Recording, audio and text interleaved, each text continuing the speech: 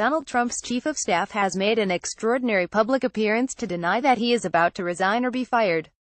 John Kelly, who has so far maintained a low public profile at the White House, on Thursday described the president as a thoughtful and straightforward guy and joined his criticism of the media over what he claimed are false reports. "Although I read that all the time pretty consistently, I'm not quitting today," Kelly, 67, said from the lectern in the White House briefing room, a position normally occupied by Press Secretary Sarah Sanders. "I don't believe, and I just talked to the president, I don't think I'm being fired today. And I'm not so frustrated in this job that I'm thinking of leaving. I will tell you, this is the hardest job I've ever had. This is in my view the most important job I've had.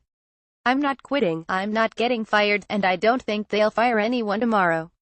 The retired Marine Corps general and former Secretary of Homeland Security was appointed 9 weeks ago to impose new discipline in the West Wing. But 2 viral images have fueled speculation around discontent. One showed him staring at the floor at a press conference in New York as Trump rambled about both sides being to blame for violence at a white supremacist march in Charlottesville, Virginia. Another caught Kelly with his head in his hands during the president's address to the UN General Assembly. John Kelly, Jared Kushner and Donald Trump at a meeting with Spain's Prime Minister on the 26th of September 26, 2017. Photograph Jonathan Ernst Reuters. But on Thursday he was in a humorous mood and said, "You guys with the cameras always catch me when I'm thinking hard, and it looks like I'm frustrated and mad." There have been reports that Kelly is unhappy in the job as Trump's legislative agenda stalls and the president continues to pick fights with everyone from senators to NFL players to a mayor in hurricane-hit Puerto Rico. Kelly blamed the media for misleading stories about discord at the White House, albeit in more polite language than the president customarily uses. He said, "This is hard work, and my only frustration, with all due respect to everyone in the room, is when I come to work in the morning and read about things I allegedly said, or things Mr. Trump allegedly said, or people who are going to be fired or whatever, and it's just not true." And asked about the president's own frustrations, Kelly replied, "Frankly, one of his frustrations is you.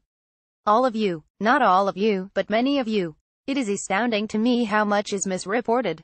I will give you the benefit of the doubt that you are operating off of contacts, leaks, whatever you call them, but I will just offer to you the advice I'd say: maybe develop some better sources."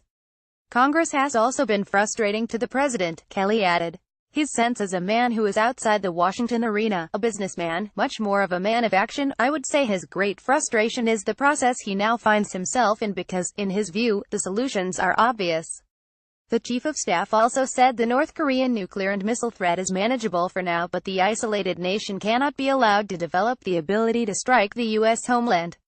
Kelly said Americans should be concerned about North Korea since it has developed an intercontinental ballistic missile capability and is developing a vehicle that would allow a missile to survive re-entry into the Earth's atmosphere. Although Trump recently declared that Secretary of State Rex Tillerson was wasting his time trying to negotiate Pyongyang, Kelly added, "Let's hope diplomacy works." Kelly also said of Trump, "I hear him most say about nuclear weapons that, wouldn't it be great if we could get rid of them all as opposed to we need 10 times more." Kelly's insistence that he is remaining in post comes after a turbulent 9 months that have witnessed the departures of his predecessor Reince Priebus, Press Secretary Sean Spicer, National Security Advisor Michael Flynn, Health Secretary Tom Price or others.